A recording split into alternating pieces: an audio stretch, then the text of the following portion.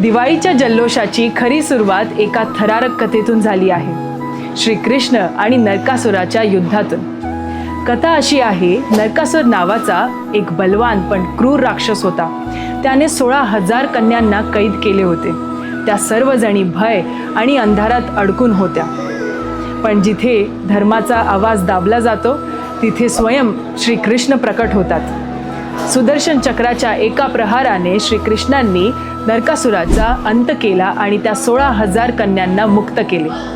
इतकंच नाही तर भीतीने लोक काय म्हणतील या कन्यांना लज्जास्पद वाटत होतं। कोणी आपल्याला स्वीकारेल का अशी एक भीती होती।